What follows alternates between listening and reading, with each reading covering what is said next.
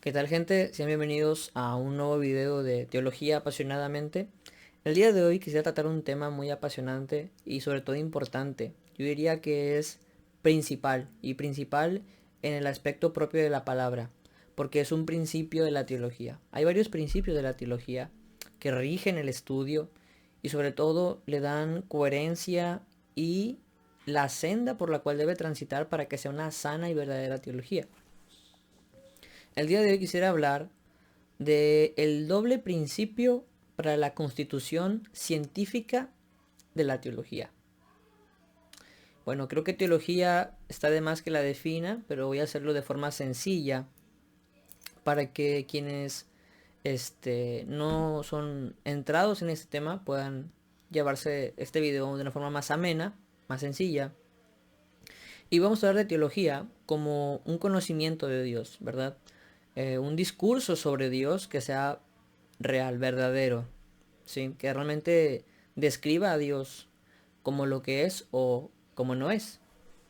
Y bueno, cuando hablamos de ciencia hoy en día, por lo general estamos apelando a los conocimientos sensibles, aquellos que son obtenidos por algún tipo de sentido común, el ojo, el olfato, el oído, este, tiene que ver más con cuestiones empíricas, cuestiones experimentales, que puedan verse en un laboratorio. Sin embargo, que esto no debe ser así. De hecho, porque estas ciencias suponen conocimientos, verdades que no pueden ser demostradas por el método científico, como el principio de no contradicción, la inteligibilidad del mundo, ¿verdad? La esencia del mundo, que el mundo realmente posee, lo que ellos descubren, entre comillas.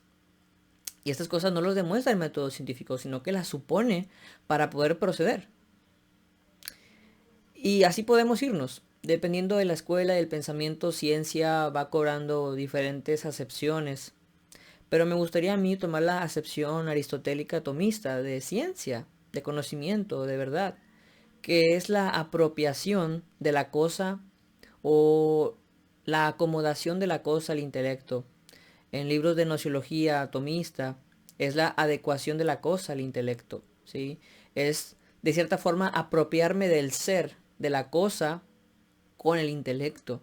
Cuando yo, por ejemplo, veo un libro, un animal, y yo digo, ese animal pues es pesado, eh, es de color verde, no solamente estoy imponiéndole una etiqueta lingüística, una categoría mental a la cosa, sino que también yo estoy obteniendo de ella esas características porque están en el objeto, son propias de ella. Entonces yo también estoy apropiándome de su ser en un sentido de la palabra, porque realmente estoy obteniendo algo que está de forma propia, entitativa, en la cosa. Entonces nosotros lo que estamos buscando con la teología, a llamarla ciencia, es que realmente estamos apropiándonos de algo de Dios que realmente podemos decir que es de Dios y que no es de nuestro capricho, de nuestra subjetividad, del mundo, sino que realmente pertenece a Dios. Porque con la teología el objetivo es conocer a Dios, no conocer a la criatura, sino a Dios. Y obviamente que sí, que hay algún sentido en que la criatura podría revelar al Creador. Por ejemplo, la metafísica, la antropología teológica, etcétera. Dice Turretin que todas las cosas guardan una relación con Dios en conservación y causa. Pero bueno, el día de hoy queremos hablar de por qué la teología es una ciencia. Y para ello existen dos principios. Dos principios. Son, en primer lugar, de dónde viene la teología. Y para ello hablaremos de la teología arquetípica. Y luego hablaremos de cómo es ciencia para nosotros. Y ahí hablaremos de la teología ectípica. Francis Turretin, que es el mayor, personalmente, de los escolásticos reformados, en su institución de la teología helénica, tomó uno, volumen uno por la editorial DOR Publicaciones. Este, en la cuestión 2 dice, ¿existe una teología? Pregunta. ¿cuáles son sus clases? Pregunta otra vez. En la sección 6, Turretin habla de la teología verdadera. Y dice, la teología verdadera se divide en, número 1, infinita e increada, que es el conocimiento que Dios tiene acerca de sí mismo, en el cual solo Dios es a la vez el que conoce, el conocimiento y el conocedor, el conocido, y desde el cual decidió revelar de sí mismo a nosotros lo que vulgarmente es llamado arquetipos. Y luego dice, número 2, la teología verdadera también es finita, que es esa representación, ese ectipo, de aquella infinita y prototípica, a saber, la noción que tienen las criaturas acerca de Dios y de las cosas divinas, conformada desde aquella noción suprema y comunicada a las criaturas inteligentes. Aquí el principio de la teología arquetípica es hablarnos de la fuente de la teología. O sea, Dios mismo, infinitamente y infaliblemente, sin error, se conoce a sí mismo.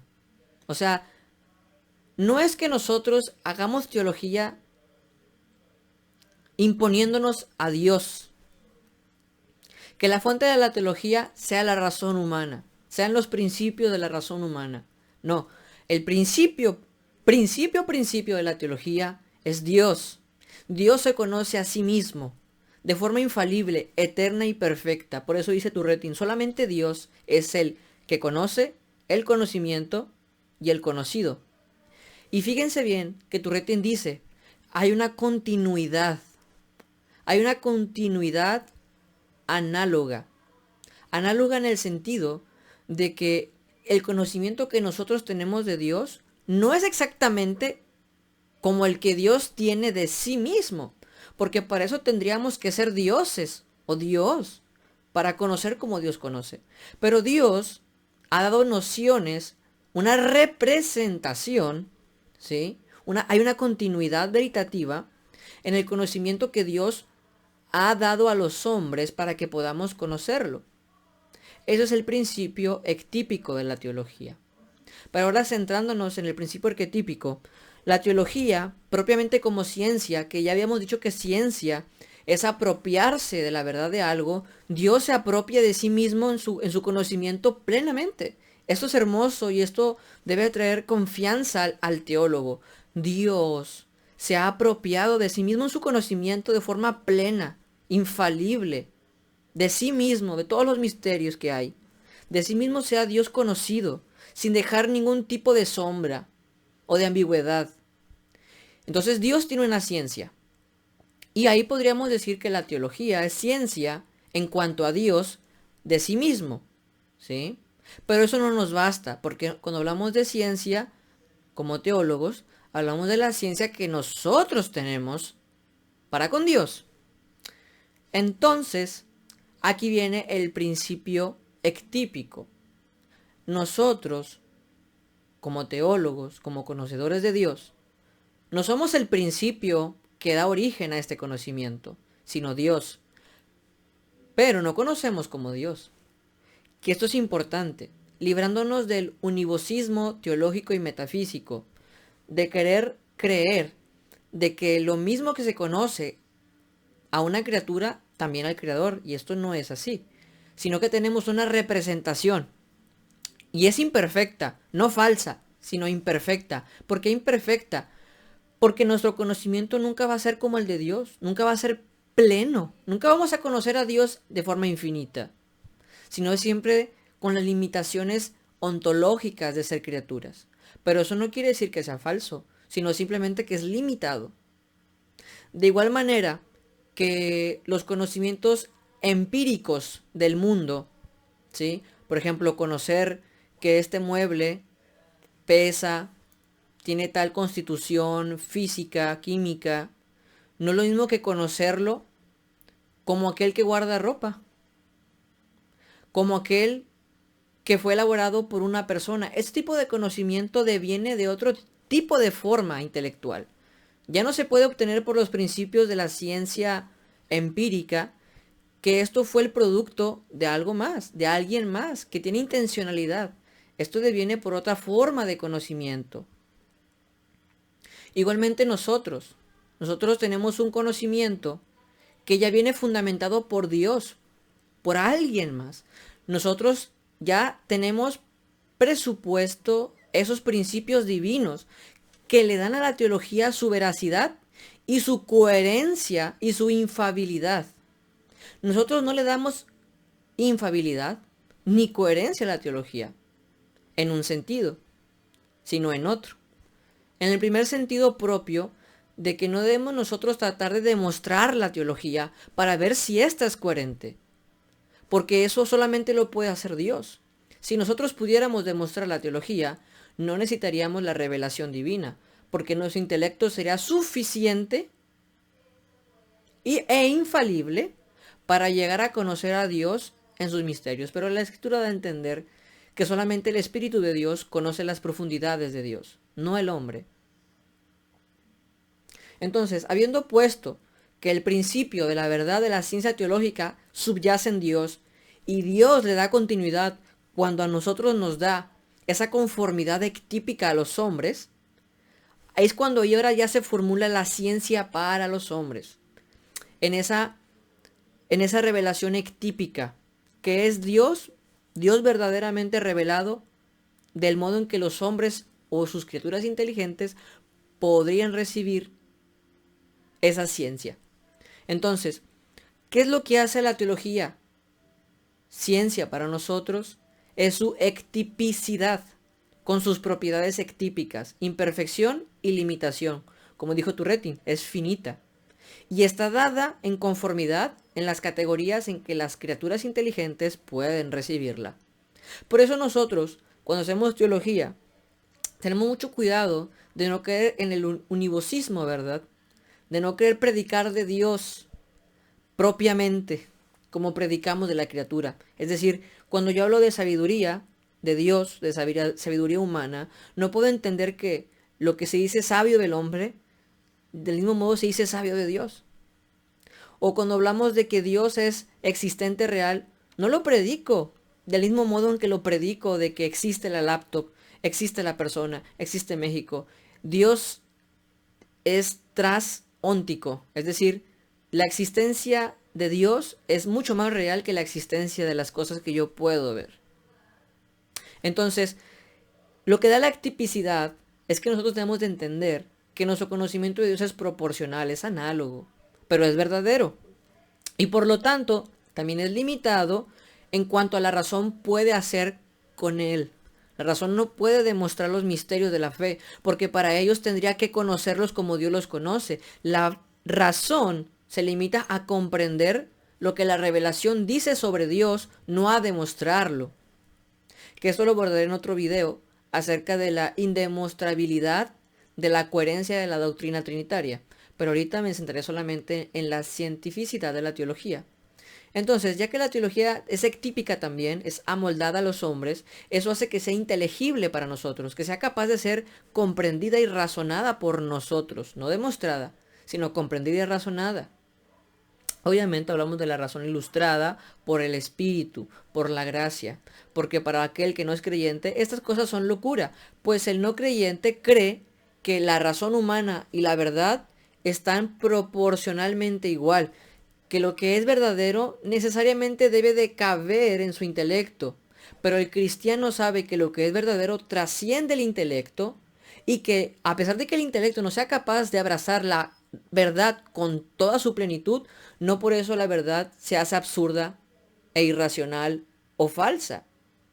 Sigue siendo verdad, sigue siendo racional, pero en categorías que solamente Dios podría hacerlo. Por eso es importante no perder de vista el principio arquetípico de la teología. Y el ectípico es para que fundamente nuestra ciencia como criaturas de Dios, criaturas finitas. Tomás de Aquino, en su Suma Teológica, parte 1, cuestión 1, artículo 2, dice: ¿La doctrina sagrada es o no es ciencia? En la solución dice, hay que decir, la doctrina sagrada es ciencia. Hay dos tipos de ciencias. Número uno, unas como la aritmética, la geometría y similares, que deducen sus conocimientos, sus conclusiones, a partir de principios evidentes por la luz del entendimiento natural. Aquí nos está poniendo en tela, en la mesa, que hay ciencias que tal vez no ocupan presuponer a otras ciencias, sino que ellas son principios de ciencias. Y dice que la aritmética y la geometría y similares son de ellas. Por ejemplo, la lógica, la metafísica, son principios de ciencias. Y otras ciencias, dice número 2, otras, por su parte, deducen sus conclusiones a partir de principios evidentes, dice, por la luz de una ciencia superior, que son las ciencias que deben de presuponer a otras ciencias para poder funcionar.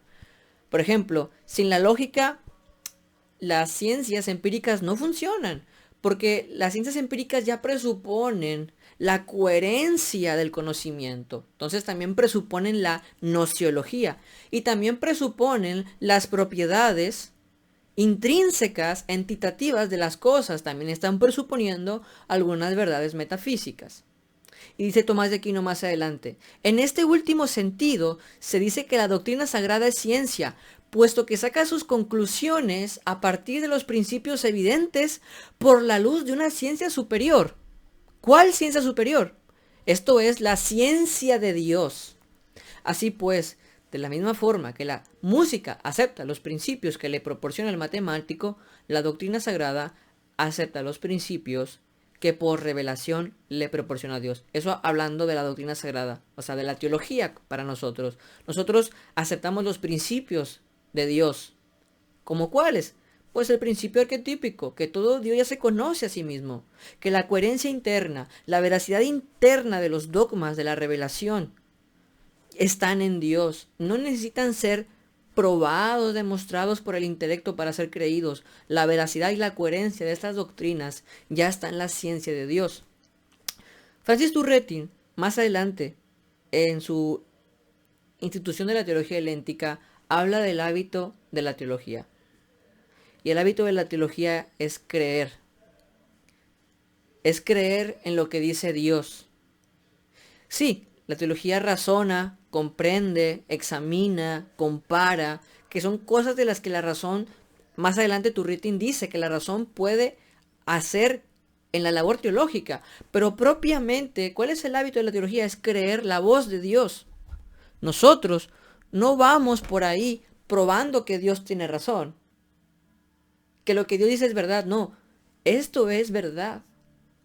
Y cuando queremos probar que lo que Dios dice es verdad, de cierta manera, para que la gente acepte, tenemos que tener un terreno común con el que dialoga. Pero el problema es que el terreno común es imposible que la otra persona lo ceda, porque el terreno común sería que la gente acepte el principio arquetípico de la teología. Pero un no creyente no lo va a aceptar, porque a priori, por ser no creyente, él niega la revelación, él niega que Dios se conozca a sí mismo. No puede. Por eso mismo, el terreno común para ese diálogo, para demostrar la veracidad de la teología, la posibilidad de la teología, queda truncado. Queda truncado. Nosotros aceptamos esto por fe.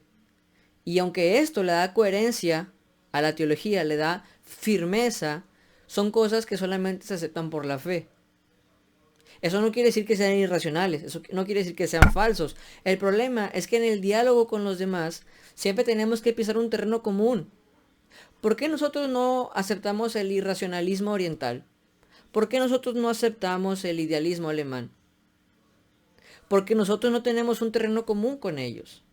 Ellos tienen principios, tienen presupuestos de los que parten para llegar a sus conclusiones. Que sí, podemos criticar, que está bien.